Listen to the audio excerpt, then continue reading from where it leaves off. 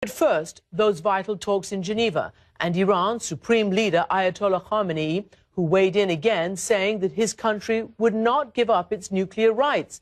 Now, Mark Fitzpatrick has a unique perspective on these talks, having served as the U.S. Deputy Assistant Secretary for Non-Proliferation.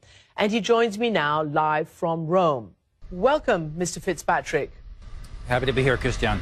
Thanks for joining me. Let me first ask you, you've seen the to and fro between Israel and the United States over this vital issue of a deal between Iran and the rest of the world. Do you then think, given your perspective, that it is possible to reach a deal? I think it is possible. I'm unusually optimistic that all the pieces are in place for a deal. It's only an interim deal for 6 months. It won't solve the problems that either side has, but it will be enough to cap the program and to build some confidence toward a longer-term settlement. In regards to the West getting absolute surety that there will not be a military program, do you think that this is a time when they can get that assurance? Because clearly that is what people worry about in Israel, even in the United States. Is that something that can actually, that confidence be built up? Well, I don't think that any degree of verification can provide 100% assurance that Iran won't be able to build a nuclear weapon secretly. But what this interim deal will do will be to double the time that it would take Iran to make a dash for it. Now, how long would it take Iran to make a dash for a nuclear weapon?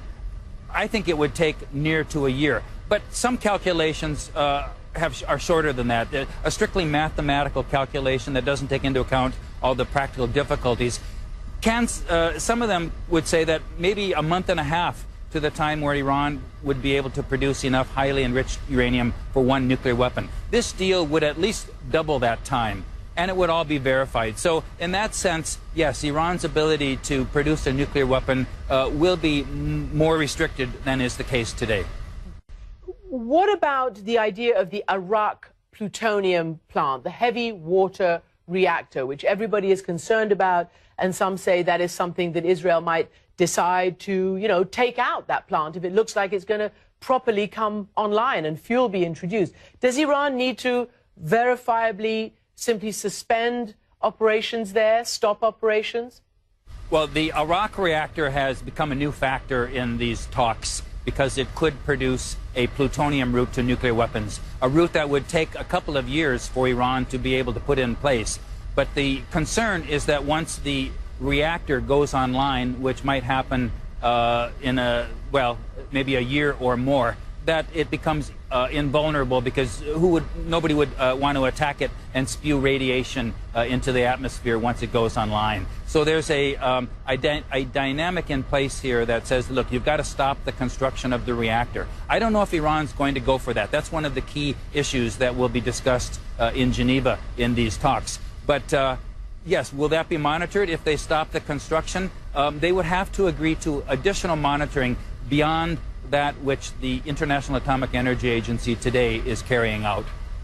And finally, Israel and many of the conservatives in the United States would like to see Iran fully get out of the business of enrichment. Ayatollah Khamenei has said, and the negotiators have said, that that is our red line. We insist on that right.